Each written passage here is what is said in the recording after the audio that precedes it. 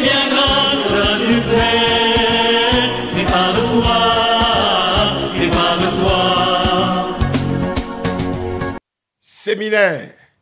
Séminaire, se laisser conduire par le bon berger.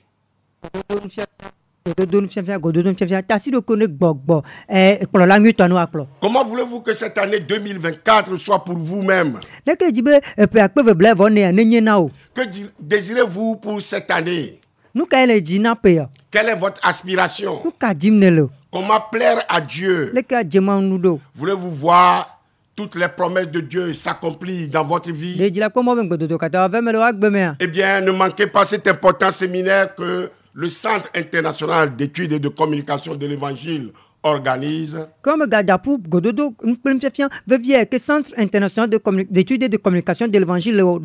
Après celui de saisir les promesses de Dieu, ce samedi 9 mars 2024. Ce samedi 9 mars 2024, à partir de 8 heures, thème: se laisser conduire par le bon berger. Se laisser conduire par le bon berger. Référence Jean 10 et le psaume 23. Orateur principal, Abi Barta Folabi, directeur du magazine Maranatha et de LNTV, Lumière des Nations TV, sous la bienheureuse conduite du Saint-Esprit. Avez-vous besoin d'encouragement, d'assurance, d'espoir et de vie dans les différents moments que vous allez traverser en 2024? Et au-delà, ce séminaire est pour vous. Le psaume 23 résume toute la vie du chrétien et sa relation avec le Seigneur.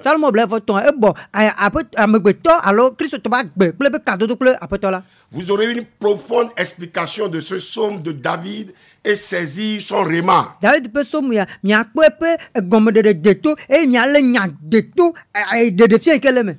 Ce séminaire vous fera découvrir Dieu comme vous ne l'avez jamais connu, et vous serez bien équipé pour vivre pleinement votre vie dans le Seigneur en recevant toutes les provisions de Dieu pour l'année 2024. Venez nombreux avec vos amis et vos proches et expérimentez le changement béni auquel vous aspirez.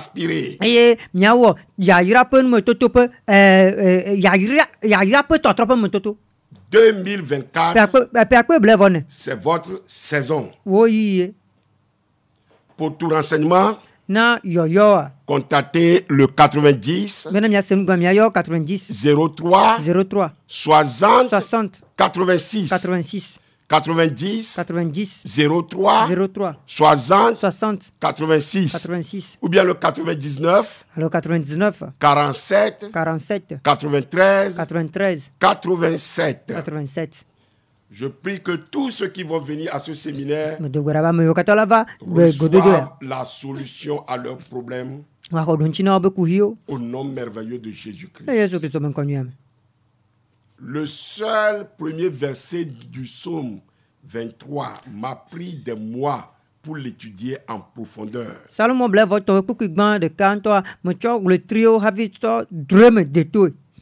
Soyez fortifiés et bénis. Abibart Afolabi. Eh bien, mes chers amis, en prélude à ce séminaire se laisser conduire par le bon berger, je voudrais vous proposer de suivre cet enseignement portant comme titre « Qui es-tu, brebis ou bouc ?»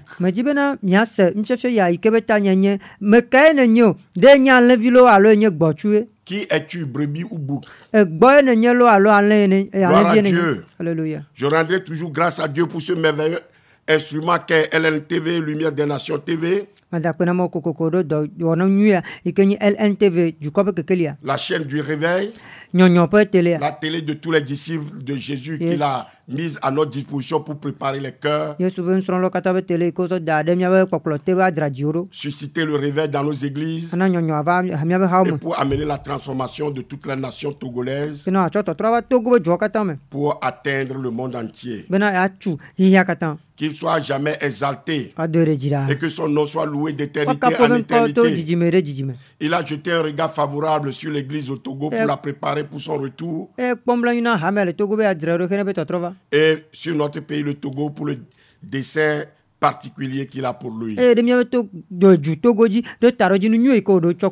Je voudrais aussi lui rendre grâce pour la vie de tous ces messagers prédicateurs qui interviennent sur LNTV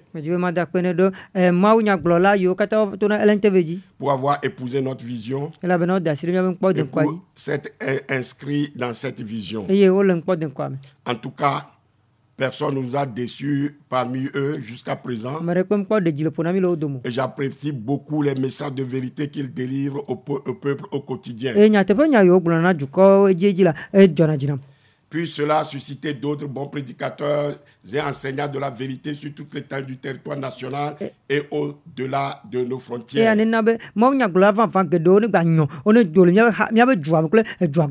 Si vous voulez écouter le vrai évangile, la vérité qui affranchit et transforme, vous êtes unanime à le reconnaître. Vous qui avez vraiment faim et soif de la parole de Dieu, que c'est sur LNTV. LNTV, Lumière des Nations TV. Je prie que le Seigneur nous équipe davantage. Quelle que soit la physionomie du bouc, le réveil aura bien lieu à travers LNTV. Au nom de Jésus-Christ. Le réveil doit prendre corps. Au nom de Jésus-Christ. Nous devons faire comprendre et prendre conscience à tous les serviteurs et servantes de Dieu que l'enjeu de notre société, de la fin des temps que nous sommes, n'est pas une réussite individuelle pour des titres et honneurs.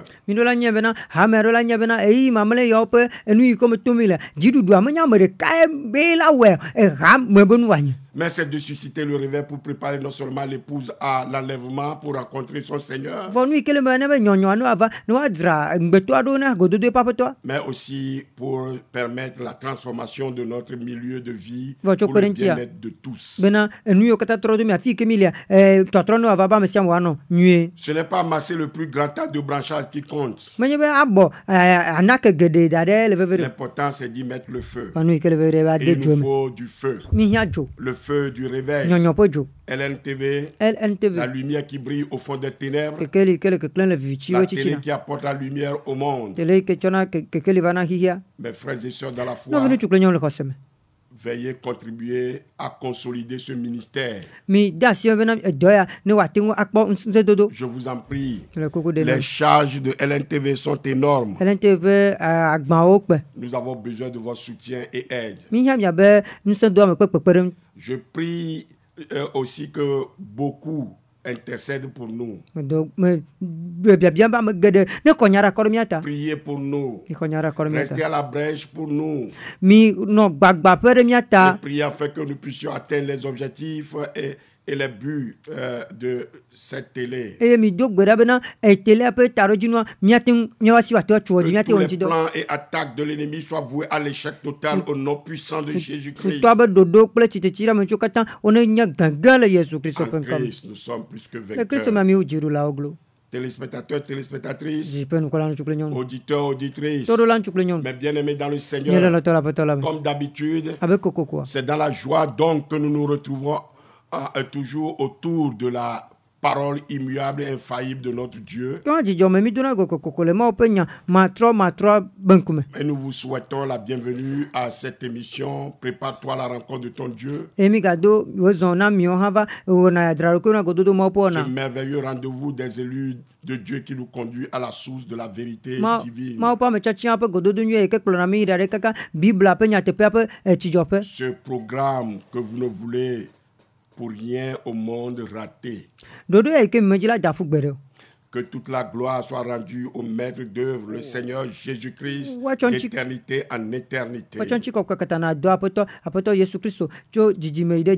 Que la grâce et la paix vous soient données de la part de Dieu notre Père et de Jésus-Christ notre Seigneur. Je rends grâce à mon Dieu toutes les fois que je me souviens de vous, priant toujours pour vous tous avec joie. Et dans mes prières à cause de votre commun attachement à l'évangile depuis le jour jusqu'à maintenant, étant persuadé que celui qui a commencé en vous cette bonne œuvre en poursuivra l'accomplissement jusqu'au jour de Jésus-Christ. Amen. Amen. Mes chers amis, auditeurs, auditrices, mes bien-aimés dans le Seigneur, comme je viens de l'annoncer, notre intervention d'aujourd'hui introduit notre enseignement sur le thème du séminaire du 9 mars prochain. Le Centre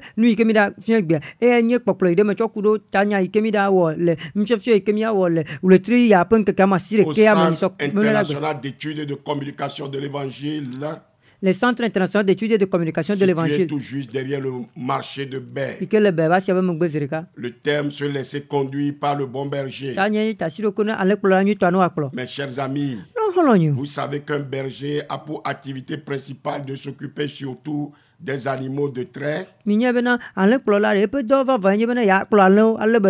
Les vaches et les moutons, d'en prendre soin, de les nourrir, tout en les conduisant chaque jour au pâturage.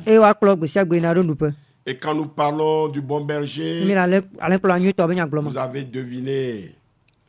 vous avez deviné, il s'agit de notre Seigneur Jésus-Christ. Jésus-Christ dont nous sommes les brebis. Comme un berger, il paîtra son troupeau, il prendra les agneaux dans ses bras et il les portera dans son sein. Il conduira les brebis qui allaitent. Nous dit Ésaïe 40, verset 11. Donc, avant le séminaire, pour un avant-goût, comme je viens de le dire, ce qui va nous intéresser au cours de notre rencontre d'aujourd'hui, c'est surtout la composition du troupeau du Seigneur, l'inspection du pâturage,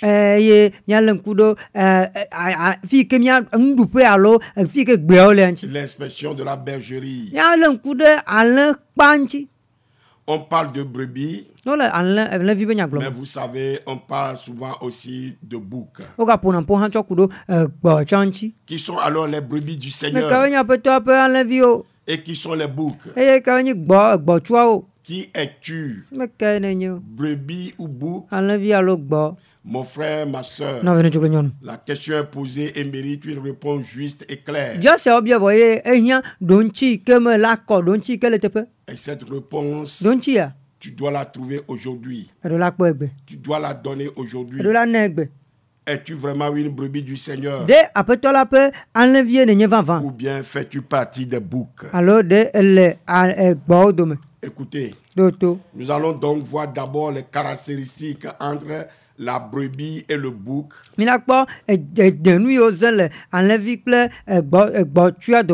Avant d'entamer concrètement notre étude le samedi prochain au séminaire sur se laisser conduire par le bon berger.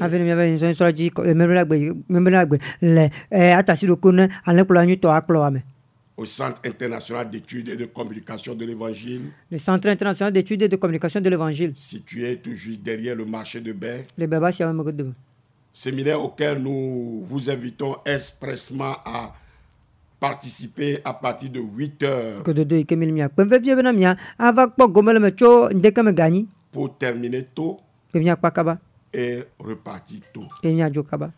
Le texte donc qui va retenir notre attention aujourd'hui se trouve dans l'évangile de Matthieu au chapitre 25. Suivez avec attention, s'il vous plaît. Je vais alors vous lire Matthieu 25, versets 31 à 46. Je lis. Lorsque le Fils de l'homme viendra dans sa gloire avec tous les anges, il s'assiera sur le trône de sa gloire. Toutes les nations seront assemblées devant lui. Il séparera les uns d'avec les autres, comme les bergers séparent les brebis d'avec les boucs. Et il mettra les brebis à sa droite et les boucs à sa gauche. Alors le roi dira à ceux qui sont à sa droite, venez, vous qui êtes bénis de mon Père, prenez possession du royaume qui vous a été préparé de la fondation du monde.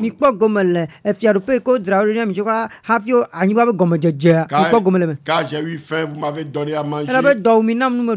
J'ai eu soif et vous m'avez donné à boire. J'étais étranger, vous m'avez recueilli. J'étais nu et vous m'avez vêtu. J'étais malade et, ou en prison. Non, j'étais malade et vous m'avez rendu visite. J'étais en prison et vous êtes venu vers moi. Les justes lui répondront, quand avons-nous vu avoir faim? Quand avons-nous donné à manger ou avoir soif? Et t'avons-nous donné à boire? Quand avons-nous vu étranger? Et t'avons-nous recueilli ou nu? Et t'avons-nous vêtu? Quand t'avons-nous vu malade ou en prison et sommes allés vers toi? Et le roi leur répondra, je vous le dis en vérité, toutes les fois que vous avez fait ces choses à l'un de ces plus petits de mes frères, c'est à moi que vous les faites. Ensuite, il dira à ceux qui seront à sa gauche, retirez-vous de moi, maudits. Allez dans le feu éternel qui a été préparé pour le diable et pour les anges. Car j'ai eu faim et vous ne m'avez pas donné à manger. J'ai eu soif et vous ne m'avez pas donné à boire. J'étais étranger, vous ne m'avez pas recueilli. J'étais nu et vous ne m'avez pas vêtu. J'étais malade ou en prison et vous ne m'avez pas rendu visite. Ils répondront aussi, Seigneur, quand avons-nous vu ayant faim ou ayant soif, ou étranger, ou nu, ou malade, ou en prison, et ne t'avons-nous pas assisté? Et il leur répondra, je vous le dis en vérité, toutes les fois que vous n'avez pas fait ces choses à l'un de ces plus petits, c'est à moi que vous ne les avez pas fait. Et ceux-ci iront au châtiment éternel, mais les justes à la vie éternelle. Matthieu 25, versets 31 à 48. Mon frère, ma soeur, qui es-tu? Brebis ou bouc? Le Seigneur nous montre clairement ici que ce sont les brebis qui hériteront le royaume de Dieu et que les boucs finiront dans le feu éternel qui est préparé pour le diable et pour ses anges.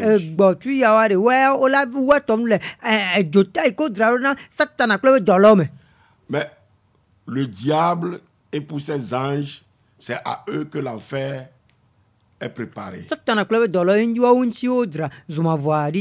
Mais comment les hommes iront en enfer? Parce qu'ils ont choisi le diable. Ils ont choisi de suivre le diable. Et ils vont finir avec le diable en enfer. Le feu éternel, l'enfer. Cela veut dire que l'enfer existe vraiment. Et que l'enfer a été initialement préparé pour les démons et Satan. et non pour les hommes. Mais qu'en fin de compte, ceux qui ont les caractéristiques du bouc rejoindront le diable dans ce lieu de tourment sans fin.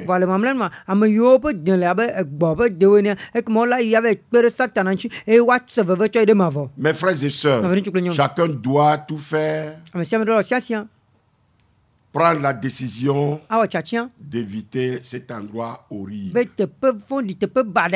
Cet endroit horrible existe vraiment, comme Lomé existe, comme Ghana existe, comme la Côte d'Ivoire existe, comme la France existe, comme l'Europe existe, comme les États-Unis existent, le Canada existe. Je ne sais quoi encore. Je ne sais quoi encore. Le Christ fait ici une distinction entre les brebis spirituelles qui hériteront son royaume et les boucs spirituels qui périront dans les temps de feu. Après tout là, le vote tout wom le Alain yola pok comme le bema voime. Pour yola va wom le juma voime le vote tout do wom le. Pourquoi le Christ décrit-il les justes comme des brebis? Nous quand tu Christ soit de amajojo fian be Alain et les injustes comme des boucs. Qu'est-ce qui vous décrit le mieux? Amis téléspectateurs, téléspectatrices, auditeurs ou auditrices, qu'est-ce qui vous décrit le mieux? C'est ce que chacun va voir aujourd'hui à travers cet enseignement. Écoutez-moi bien avec attention. Selon aussi ce que l'apôtre Paul déclare dans Romains 14, verset 10. Vous et moi, nous comparaîtrons un jour devant le trône du jugement de Dieu. Et nous rendrons compte de tous les aspects de notre vie. Dans 2 Corinthiens 5, verset 10, Paul affirme par ailleurs, car il nous faut tous comparaître devant le tribunal de Christ, afin que chacun reçoive selon le bien et le mal qu'il aura fait étant dans son corps. Il y a une différence ici entre le tribunal du grand trône blanc et le tribunal de Christ. Le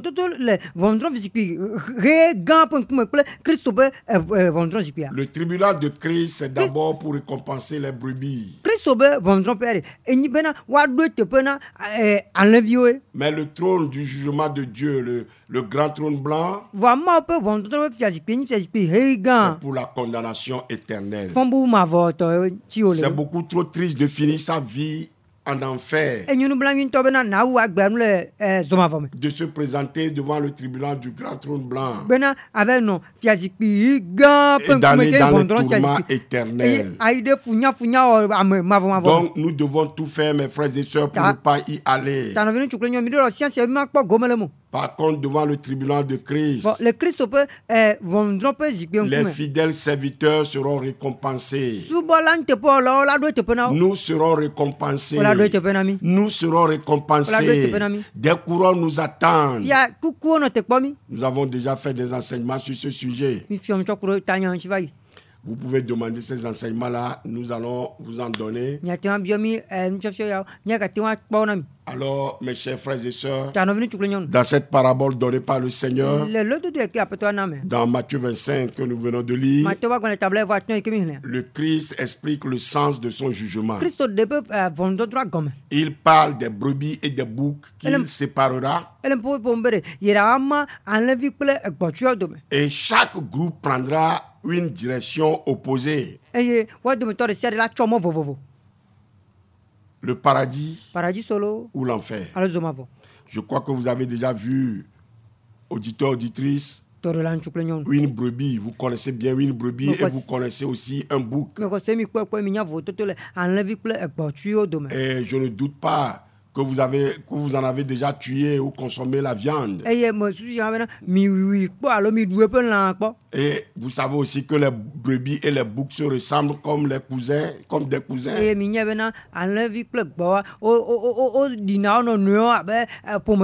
Ils sont toujours ensemble. Ils appartiennent, pour ainsi dire, à la même bergerie. Mais leur taille et leur forme affichent leur différence ainsi que leur comportement. Vous êtes d'accord avec moi? Les brebis appelées encore moutons possèdent une toison plus ou moins épaisse selon les régions et selon les races. Et elles fournissent non seulement la viande, mais aussi la laine pour les vêtements, le lait et la graisse, tandis que les boucs ont généralement le poil très court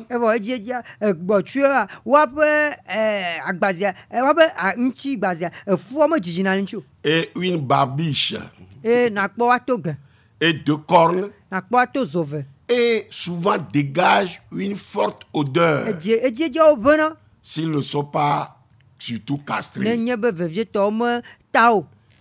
Et le féminin du bouc est la chèvre. Et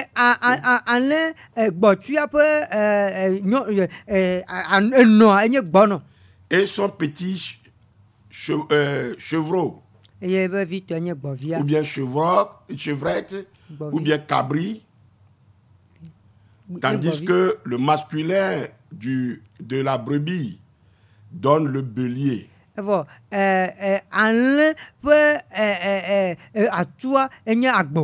Et son petit est appelé agneau ou agnelle. Et vous savez bien, Jésus a été l'agneau de Dieu offert à sacrifice expiatoire pour sauver l'humanité. Vous savez bien cela. On note que les brebis sont plus dociles et paisibles. Tandis que les boucs, récalcitrants et turbulents, ils sont très difficiles à gérer. Les boucs ont l'habitude de brouter les jeunes pousses des arbrisseaux.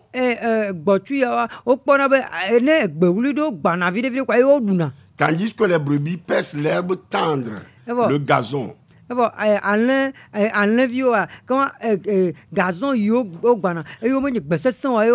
Eh bien, tous les éleveurs comprennent bien cela. Ou bien si vous les observez, vous allez remarquer cela. Au Proche-Orient, par exemple, encore aujourd'hui, les troupeaux de moutons et de chèvres caractérisent les paysages.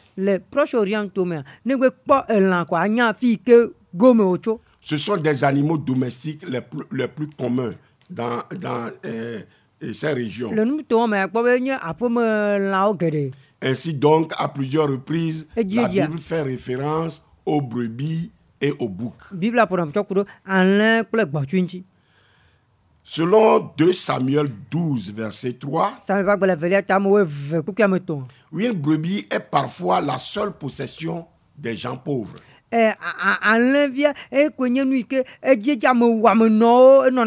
Dans ces régions-là, au sens propre et au sens figuré, les brebis représentent la bonté, la loyauté et l'affection. C'est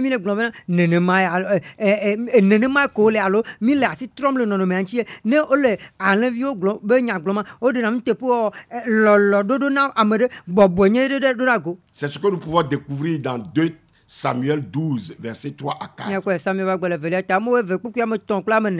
Et les brebis représentent aussi la patience. Psaume 44, verset 23.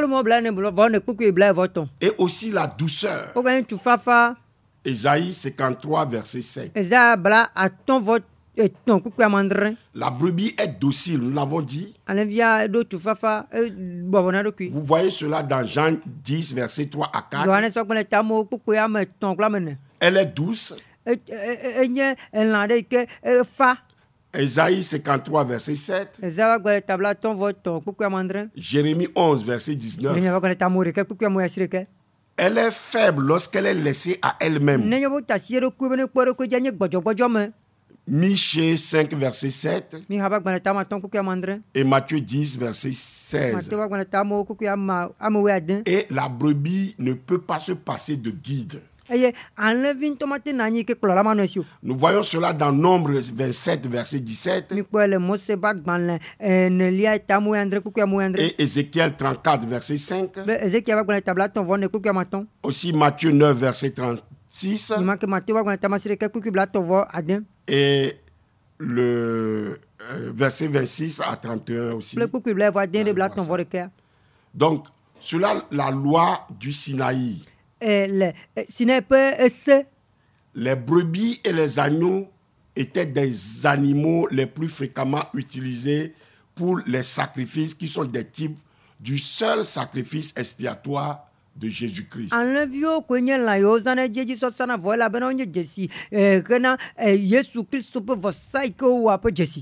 Il était impossible que le sang de ces sacrifices ôte les péchés, mais cela servait à rappeler l'horreur des péchés aux yeux de Dieu.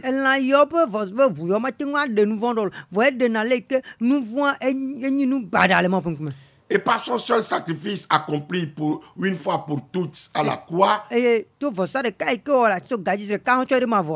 Seigneur Jésus a rendu parfait à perpétuité ceux qui sont sanctifiés. De sorte que maintenant, en vertu de son sang versé, nous avons une entrée, une pleine liberté pour entrer dans les lieux saints.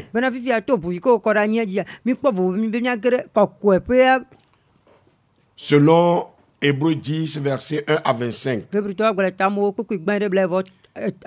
Et c'est pourquoi aussi dans Ésaïe 53, verset 7, Christ est comparé prophétiquement à une brebis muette devant ceux qui l'attendent.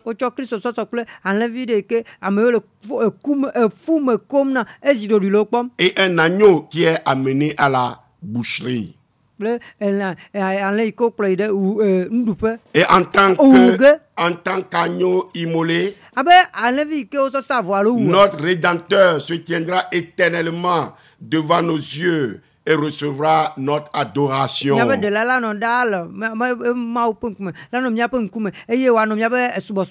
Alléluia. Alléluia. Apocalypse 5, verset 6 à 14 le dit. Verset 6 à 14. Jésus, l'agneau de Dieu qui ôte les péchés du monde, a accompli une rédemption totale et complète en versant son sang 7 fois. Un jour, ce n'est pas une seule fois, mais ça, sur une période donnée, le Seigneur m'a expliqué dans une révélation, dans une vision, dans mon songe, qu'il a versé son sang 7 fois. Et chaque fois, il m'a montré la signification.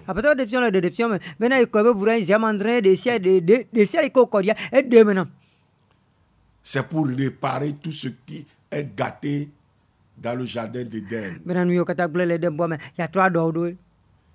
Et j'en ai fait un séminaire. J'ai expliqué ce que nous obtenons donc à travers les 7 étapes où le sang de Jésus a coulé avant sa mort sur la croix. Et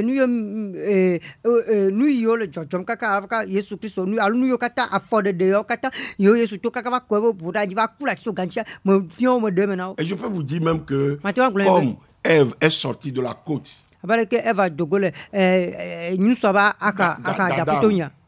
nous, époux de Jésus, église de Jésus-Christ, nous sommes sortis de la côte de Jésus-Christ lorsque sa côte a été percée et que le sang et l'eau ont coulé.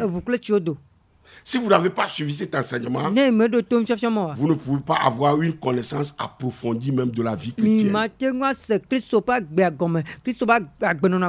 Je peux vous dire que les DVD de cet enseignement sont toujours disponibles. Et je voudrais vous exhorter à vous les procurer pour votre édification.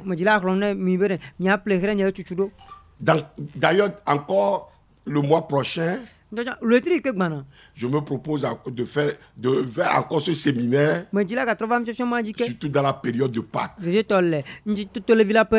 Alors, si vous êtes chrétien, vous êtes chrétienne, et que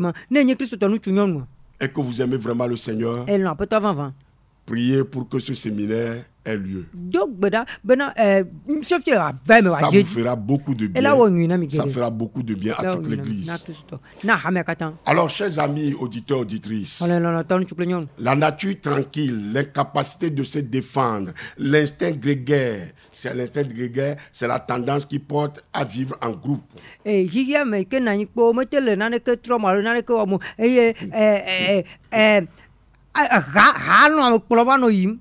Je dis la nature tranquille, l'incapacité de se défendre, l'instinct grégaire et la sobriété. Ça caractérise la brebis. Et ce sont les raisons pour lesquelles, aussi bien dans l'Ancien Testament que dans le Nouveau Testament, la brebis est souvent choisie comme l'image du croyant. Vous avez compris? Et les troupeaux de brebis sont choisis comme figure du peuple de Dieu.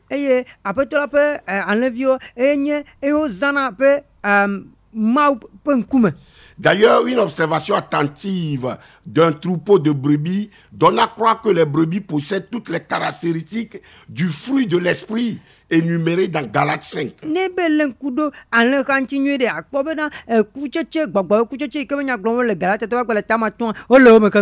Par exemple, quand il manquait de véritables conducteurs, Israël était comme des brebis qui manquait de véritables bergers.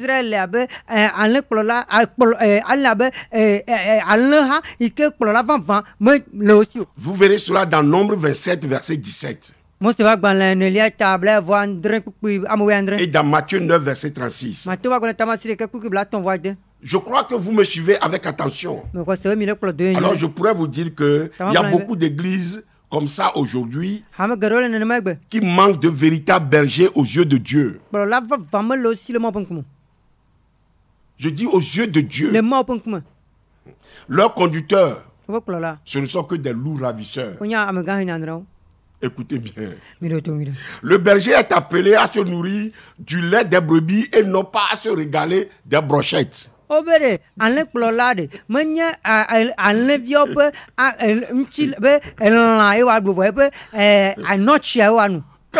le berger commence à avoir envie des brochettes, il devient alors un danger pour les brebis.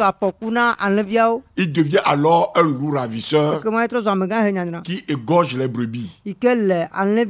Ici, il est dépouille sans scrupule, sans pudeur, sans vergogne.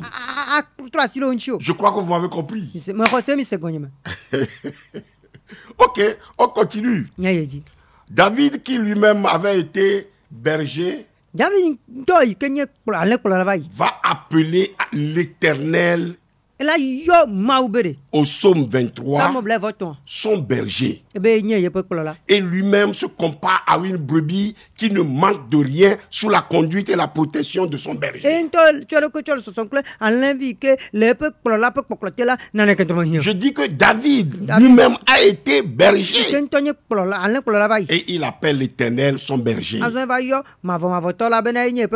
Donc, et le samedi, Le samedi prochain, nous allons étudier la richesse et la profondeur de ce merveilleux psaume.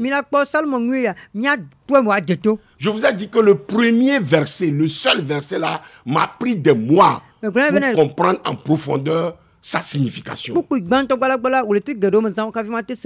Écoutez bien, les brebis et leurs bergers partagent toujours d'étroites et intenses relations de confiance, de relations de dépendance et de soumission. Vous allez le remarquer dans ce psaume 23 qui va servir de test de base à notre séminaire se laisser conduire par le bon berger.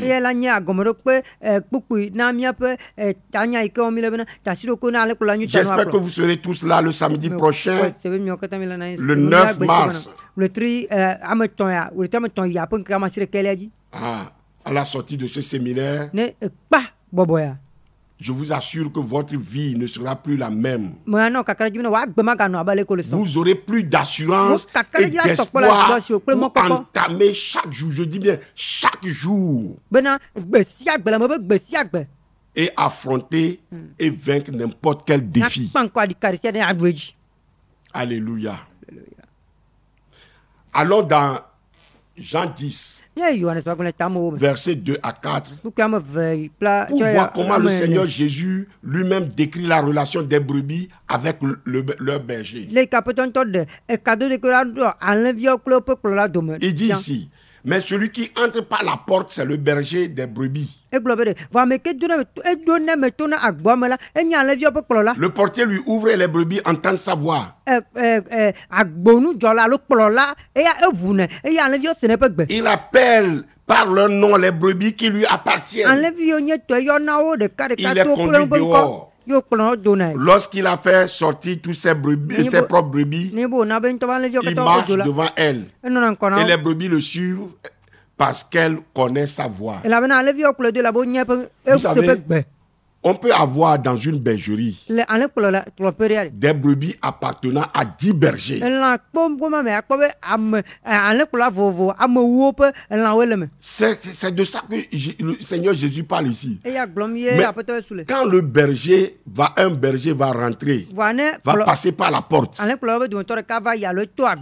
et ces brebis vont immédiatement le reconnaître. Et il appelle ces brebis par leur nom. Et les brebis vont sortir après lui. Vous voyez, les autres brebis vont rester. C'est ce que ce passage-là nous dit. Ceci est différent des boucs. Quand on ouvre la porte sur le bas, ils sont aptes à sauter, à grimper, et ont souvent besoin d'être attachés dans la bergerie. Mes frères et sœurs, vous avez compris. Voyons donc maintenant ce qui en est donc exactement des boucs. Dans l'Ancien Testament, le bouc est destiné en premier lieu en holocauste à l'Éternel et au sacrifice pour le péché. Vous voyez cela dans Lévitique 4, verset 23. Et pour le grand jour des propitiations, en Lévitique 16, verset 3 et suivant. Dieu a prescrit 2 boucs pour le sacrifice pour le péché. L'un devait être égorgé et il devait être fait aspersion de son sang dans le lieu très saint. Hébreux 9, verset 11. Le verset 12. Et le verset 24, les versets 24 à 26. L'autre est appelé Azazel. Les péchés du peuple étaient confessés sur lui. D'où le nom bouc émissaire. Puis il était envoyé vivant au désert afin d'abolir au sens figuré les péchés pour toujours.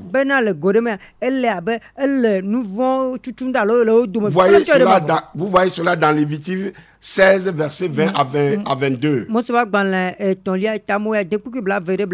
Bon, l'hébreu employant un seul mot pour le péché et le sacrifice pour le péché. C'est un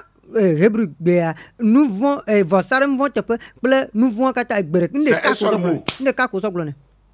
Le mot chata. Donc, le bouc est aussi une figure du pécheur. Donc, le bouc représente le pécheur. Vous avez compris? Il y a quelque chose de particulier concernant le bouc. Sa puanteur. La puanteur du bouc est comparée alors au péché. Et puis, sa tête a 2 cornes arquées.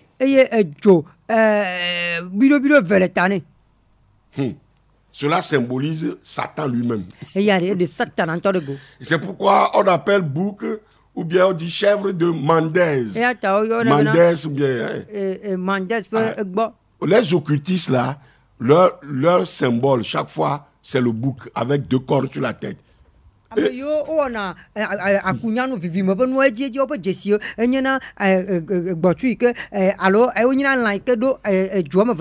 Frères et sœurs dans la foi, les boucs de nature, contrairement aux brebis, ne suivent pas lorsqu'on les amène au pâturage.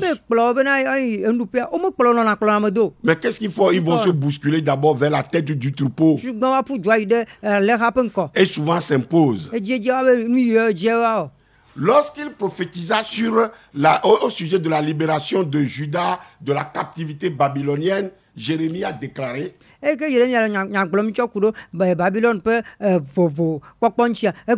fuyez de Babylone. Sortez du troupeau et du pays des Chaldéens. Et soyez comme des boucs à la tête du troupeau. Jérémie 50, verset 8. Ézéchiel de son côté décrit aussi le comportement des boucs en contraste avec celui des brebis.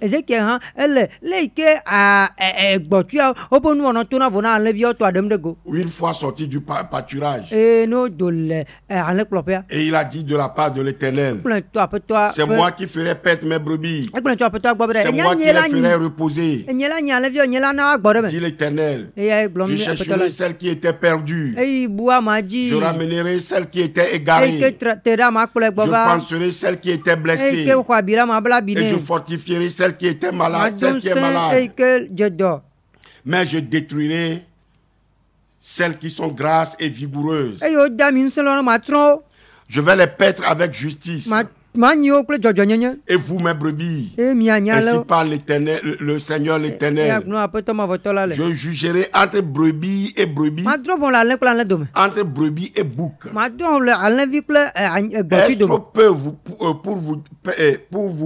Est trop peu pour vous de paître dans le bon pâturage. Pour que vous fouliez de vos pieds le reste de votre pâturage, de boire une eau limpide pour que vous troubliez le reste avec vos pieds. Et mes brebis doivent paître ce que vos pieds ont foulé. Et boire ce que vos pieds ont troublé. C'est pourquoi ainsi parle le Seigneur l'Éternel: voici, je jugerai entre la brebis grasse et la brebis maigre. Parce que vous avez heurté avec le côté et avec l'épaule.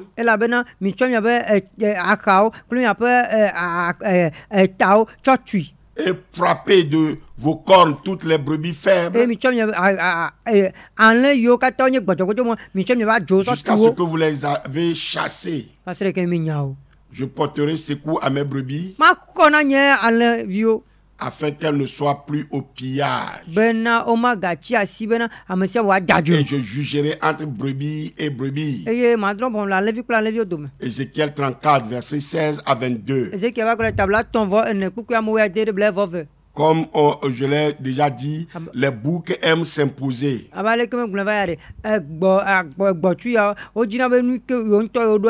S'imposer, dominer. Prendre pour eux le meilleur. Sans se soucier des besoins des membres plus faibles du troupeau. À l'époque à l'époque de Jésus, où Jésus donnait cette parabole, certains individus se réclamant du troupeau de Dieu affichaient un comportement semblable à celui des boucs, tel que nous venons de lire cela dans Ézéchiel 34. En existe-t-il encore aujourd'hui au sein du peuple de Dieu? Il s'agit des pharisiens. Il y a des pharisiens des temps modernes aujourd'hui. Les pharisiens se considéraient meilleurs que les autres. Luc 18, verset 9. Ils désiraient être mieux traités que les autres et aimaient beaucoup l'argent. Luc 16, verset 14. Ils dévoraient même les concessions des veuves pour en tirer quelques profits.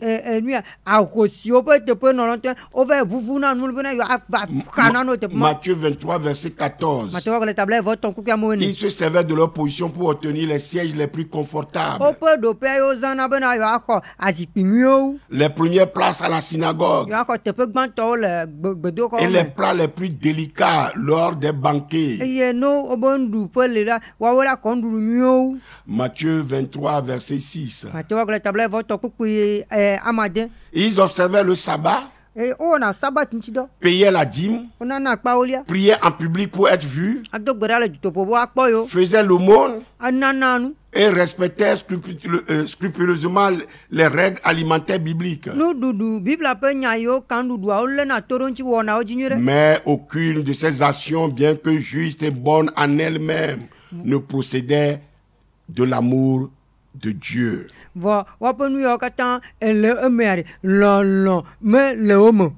L'amour de Dieu. Selon Jean 5, verset 42. Et selon Matthieu 6, verset 1 à 2. Le verset 5 et le verset 16. Les pharisiens agissaient surtout pour être vus des hommes. Et c'était des hypocrites qui avaient une autre religion. Des tombeaux blanchis, mais à l'intérieur de la puanteur. Ils pratiquaient une religion de boucs qui les servait eux-mêmes. Et c'était un moyen de gagner richesse et prestige personnel. Et c'était des boucs dans la synagogue. Et dans Matthieu 6, verset 2, 5 et 16, le Seigneur Jésus a dit qu'ils ont déjà reçu leur récompense. C'est pourquoi il a déclaré à ses disciples: si votre justice ne surpasse pas celle des scribes et des pharisiens, vous n'entrerez point dans le royaume des cieux. Matthieu 5, verset 20. Et le Seigneur Jésus a montré que ses disciples suivent un chemin tout à fait différent. Le sentier du service et des dons altruistes. L'altruisme, c'est la disposition à s'intéresser à autrui, à se dévouer à autrui. Et le Seigneur Jésus a enseigné à ses disciples: lorsque tu donnes à dîner ou à souper, n'invite pas tes amis, ni tes frères, ni tes parents, ni tes voisins riches, de peur qu'ils ne t'invitent à leur tour et qu'on te rende l'appareil.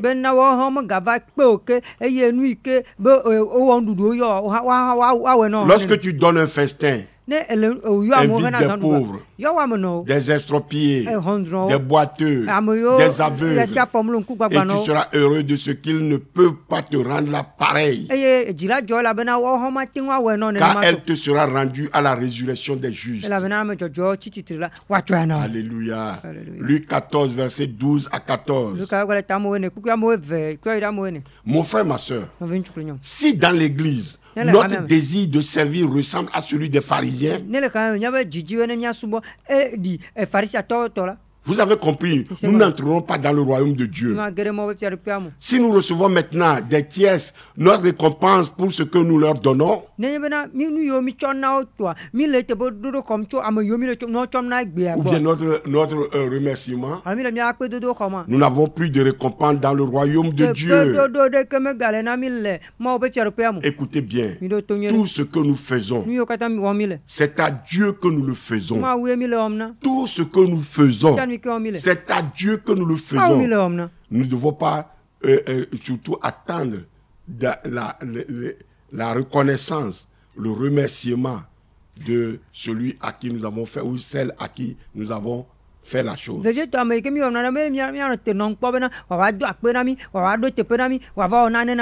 véritables chrétiens sont appelés à servir Dieu et leurs prochains, sans penser à gagner quoi que ce soit dans leur vie. Et ils savent que c'est Dieu seul qui est le juste rémunérateur. Selon Romains 9, versets 1 à 5, l'apôtre Paul a dit qu'il aurait même donné sa vie éternelle si cela avait pu en avantager d'autres personnes.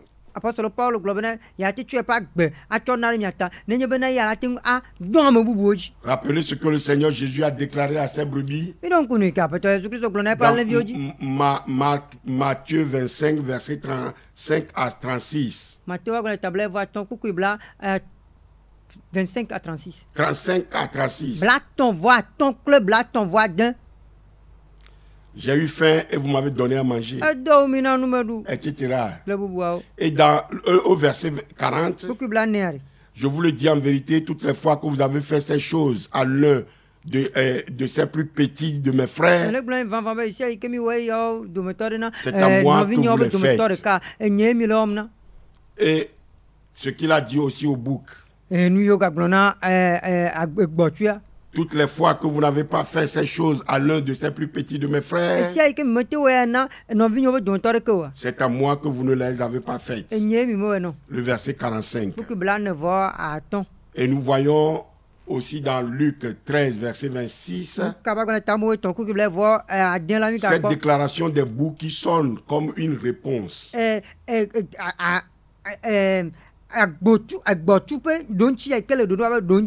Alors, vous vous mettez à dire, nous avons mangé et bu devant toi, et tu as enseigné dans nos rues.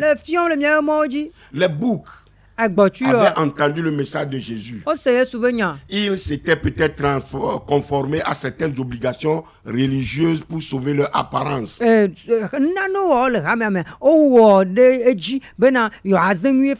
Mais dans leur fort intérieur, ils n'avaient pas changé. Ils avaient vécu pour eux-mêmes. Et voici la réponse que Jésus leur donne. Luc 13, verset 27. Je vous le dis, je ne sais d'où vous êtes. Retirez-vous de moi, vous tous, ouvriers d'iniquité. Frères et sœurs dans la foi, ce sont là des paroles très graves à entendre, n'est-ce pas? Mais ceux qui auront appris à suivre l'agneau, comme le dit Apocalypse 14, verset 4, et à le servir sans chercher de gain, le Christ dira, venez, vous qui êtes bénis de mon Père, prenez possession du royaume qui a été préparé dès la fondation du monde. Matthieu 25, verset 34. Amen. Amen. Mes frères et sœurs, ce n'est pas quand les gens seront morts que nous irons à leur funérailles pour leur manifester notre amour. C'est le propre des gens aujourd'hui. C'est pendant qu'ils sont encore en vie. C'est pendant qu'ils sont encore en vie. Aimons-nous vivants. Manifestons maintenant même notre amour les uns pour les autres. C'est de leur vivant que nous devons le faire. Frères et sœurs dans la foi, je ne peux terminer cet enseignement sans lancer cette mise en garde. Un avertissement qui fait écho à cette prophétie du Seigneur Jésus concernant la fin des temps. Concernant le temps précédent son retour. Et parce que l'iniquité sera accrue, l'amour du plus grand nombre se refroidira. Mais ce que nous devons considérer ici, mais celui qui persévérera jusqu'à la fin sera sauvé. Celui qui persévérera jusqu'à la fin sera sauvé. Reconnaissons-le. L'Église est en train de traverser en ce moment une grave crise. Ce n'est pas une crise financière, mais c'est la crise d'amour. La crise de l'amour. Pourtant, Jésus a bien dit que la manifestation de l'amour les uns envers les autres est le signe le plus distinctif pour reconnaître son peuple.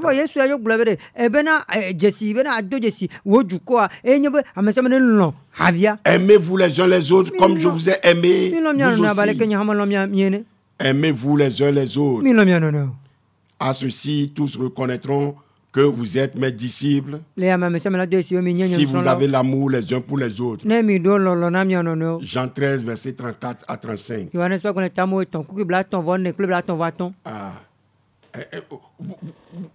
je m'étonne que les chrétiens aussi, comme les gens du monde, c'est à la Saint-Valentin qu'ils célèbrent le dévoiement de l'amour.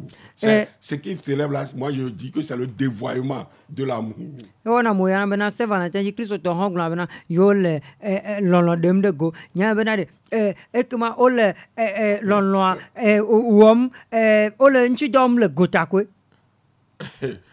C'est plutôt la célébration du vice.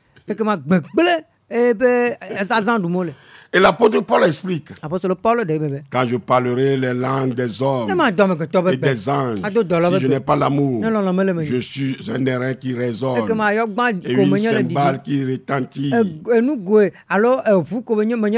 Vous connaissez ce passage. C'est dans 1 Corinthiens 13. Lisez 1 Corinthiens 13, verset 1 à 10. L'amour de Dieu. L'amour de Dieu. L'amour est un don de soi. L'amour est le plus grand commandement.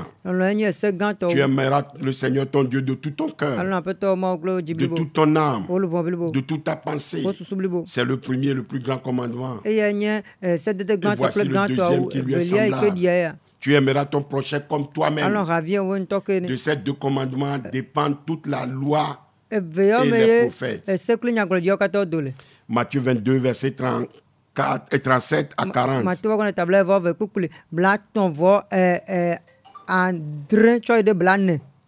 Et Marc 12, verset 30 à 31. Jésus lui-même a manifesté et démontré cet amour en mourant pour nous sur la croix pour nous racheter.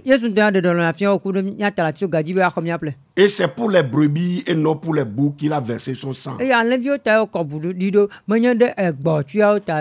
Alors mes frères et sœurs, je vais m'arrêter ici. Vous savez, vous aurez beaucoup de choses en profondeur au cours de ce séminaire. Mais je vais m'arrêter en posant la question. As-tu l'amour pour tes frères et sœurs? As-tu l'amour vraiment pour tes frères et sœurs? Et Cette question sur laquelle nous devons réfléchir toute la journée. Et pour toujours. Es-tu vraiment une brebis du Seigneur? Es-tu vraiment une brebis du Seigneur? Nous allons prier. Seigneur, je veux être une brebis pour toi et me laisser conduire par toi. Je veux être une brebis docile, douce, fidèle, remplie de foi et pleine de confiance à ta suite. Détruis en moi tout ce qui vient du bouc. Déracine en moi tout ce qui est du bouc et qui te déplaît. Donne-moi la force et le courage pour faire ta volonté et rester dans ta volonté tout au long de cette année. Au nom de Jésus-Christ, j'ai prié. La joie de l'Éternel est notre force. Pas un pas sans Jésus. Séminaire, séminaire, séminaire. Se laisser conduire par le bon berger. Comment voulez-vous que cette année 2024 soit pour vous-même? Que désirez-vous pour cette année? Quelle est votre aspiration? Comment plaire à Dieu? Voulez-vous voir toutes les promesses de Dieu s'accomplir dans votre vie? Eh bien, ne manquez pas cet important séminaire que le Centre international d'études et de communication de l'Évangile organise après celui de saisir les promesses de Dieu.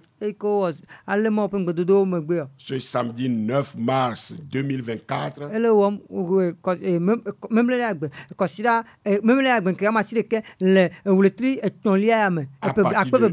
à partir de 8 heures. Thème: se laisser conduire par le bon berger. Référence Jean 10 et Psaume 23. Orateur principal, votre serviteur Abi Barta Folabi, directeur du magazine Maranatha et de LNTV Lumière des Nations TV, sous la puissante conduite du Saint-Esprit. Vous avez besoin d'encouragement, d'assurance, d'espoir et de vie dans les différents moments que vous allez traverser en 2024. Et au-delà, ce séminaire est pour vous. Le psaume 23 résume toute la vie du chrétien et sa relation avec le Seigneur. Vous aurez une profonde explication de ce psaume de David et en saisir son réma.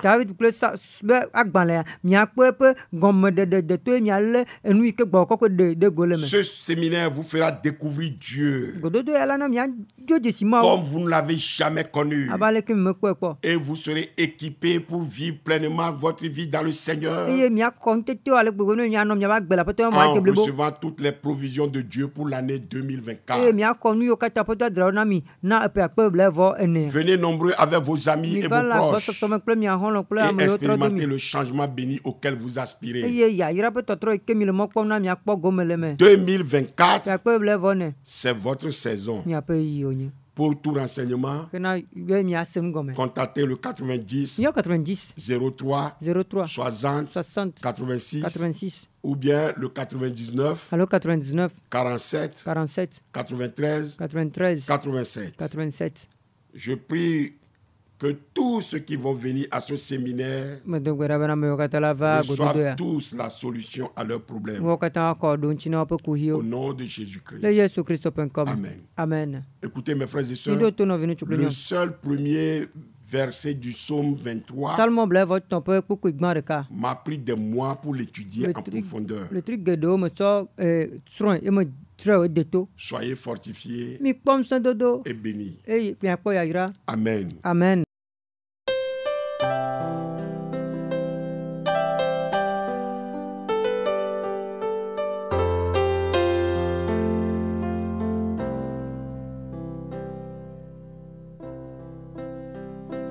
Il est temps.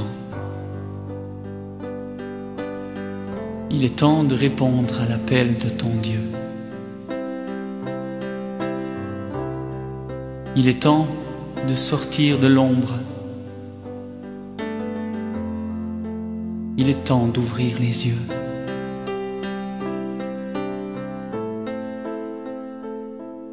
Il est temps de se lever, de s'approcher du Dieu de gloire.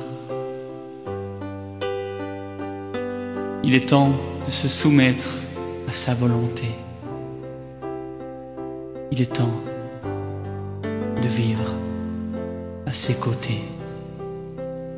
Il est temps de répondre à l'appel de ton Dieu. Il est temps de sortir de l'ombre.